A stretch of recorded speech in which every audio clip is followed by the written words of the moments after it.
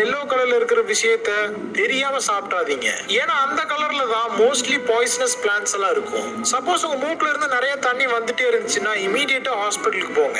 ஏன்னா கடல்ல செயலாயிட்டு இருக்கக்கூடிய கப்பல் செயல இருந்து இனி அதை செயலே பண்ண முடியாது அப்படின்னு சொல்லி அந்த கப்பலை 2 விதமா டிஸ்போஸ் பண்ணுவாங்க. அதுலயும் செகண்ட் மெத்தட் பல மக்களோட உயிரை வருஷம் எடுத்துட்டு வருது. ஃபர்ஸ்ட் ஆஃப் ஆல் ஒரு கப்பல் கடலுக்கு நடுவுலயே செயல இருந்து போயிடுச்சு அப்படின்னா அந்த கம்பெனியோ இல்ல அந்த கவர்மெண்டோ பாம்பு வச்சு தகர்த்து அந்த ஒரு கப்பலை கடல்ல மூழ்க வச்சிருவாங்க. இது ஃபர்ஸ்ட் மெத்தட். செகண்ட் மெத்தட் அவங்க பயன்படுத்துறது கடல்ல செயல இருந்து நிக்கிற கப்பலை பவர்ஃபுல் இன்ஜின் இருக்கிற போட்ஸ் மூலமா தள்ளி ஷிப் ரீசைக்கிள் கிரேவியார்டுக்கு கொண்டு வந்து அதை ரீசைக்கிள் பண்ண ஆரம்பிப்பாங்க. இந்த உலகத்துல இருக்க மேக்ஸிமமான கைவிடப்பட்ட கப்பல்களை நம்ம இந்தியால இருக்க குஜராத்துக்கு தான் கொண்டு வந்து ரீசைக்கிள் பண்ணுவாங்க. இதுல இருக்க ஒரே ப்ராப்ளம் என்னன்னா ரீசைக்கிள் ஷிப் கிரேவியார்ட்ல வேலை பார்க்கும் போது உயரமான இடத்துல இருந்து ஒர்க்கர் ஷிப்போட பார்ட்ஸை கட் பண்ணும் போது அதுல இருந்து ஸ்லிப் ஆகி ஹைட்டான இடத்துல இருந்து கீழே விழுந்து அதிகமான அளவுல இறந்து போறதா சொல்லப்படுது.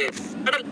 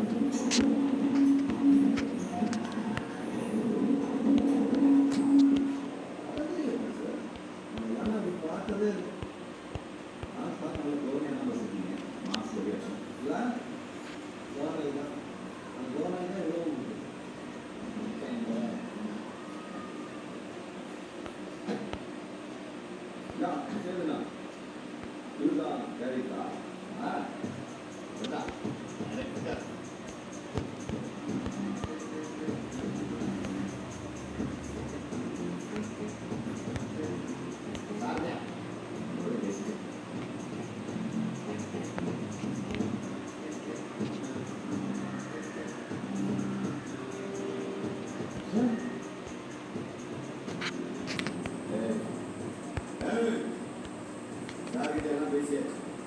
சார் ப்ரொடியூஸ் பண்ணி நீ டைரக்ட் பண்ற படத்தோட ஹீரோ நான் தான். என்ன சார்?